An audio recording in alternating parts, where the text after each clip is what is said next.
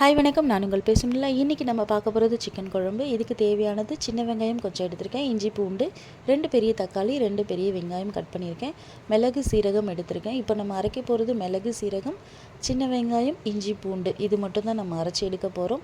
அரைச்சி எடுத்ததுக்கப்புறமா நம்ம குக்கரில் நான் செய்ய போகிறோம். இன்றைக்கி குக்கரில் கொஞ்சம் தேவையான அளவுக்கு எண்ணெய் ஊற்றிக்கோங்க. இதுக்கப்புறம் கொஞ்சமாக சோம்பு போட்டிருக்கேன், பெருஞ்சீரகம்னு சொல்லுவாங்க.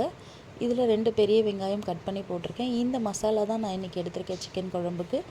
இது எல்லாத்தையும் வதக்கி எடுத்துகிட்டு இஞ்சி பூண்டு பேஸ்ட் அந்த நம்ம அரைச்சோம் இல்லையா, எல்லாத்தையும் அதில் ஊற்றிடுங்க. 2 பெரிய வெங்காயம் அதில் போட்டு நல்லா வதக்கிடுங்க. மசாலா போட்டுடலாம். தேவையான அளவுக்கு உப்பெல்லாம் சேர்த்துட்டு நல்லா வதக்கி விட்டுடலாம். இதுக்கப்புறமா சிக்கன் போட்டுட்டு கொஞ்சம் நேரம் வதக்கி விடுங்க. தண்ணி எவ்வளோ வருதுன்னு பார்த்துட்டு அதுக்கேற்ற மாதிரி தண்ணி தேவையான அளவுக்கு ஊற்றிட்டு கொத்தமல்லி கொஞ்சம் போட்டு க்ளோஸ் பண்ணிடலாம். இப்போ ஒரு 3 விசில் வந்ததுக்கப்புறம் ஓப்பன் பண்ணி பார்த்துடலாம். ஓப்பன் பண்ணதும் பாருங்கள், நான் தண்ணி எனக்கு தேவையான அளவுக்கு நான் ஊற்றிருக்கேன். இது நான் தண்ணி குழம்பு மாதிரி இட்லிக்காக பண்ணியிருக்கேன். உங்களுக்கு திக்காக வேணும்னா நீங்கள் அந்தளவுக்கு தண்ணி ஆட் பண்ணிக்கோங்க. ஸோ நெக்ஸ்ட் வீடியோவில் பார்க்கலாம். டாடா.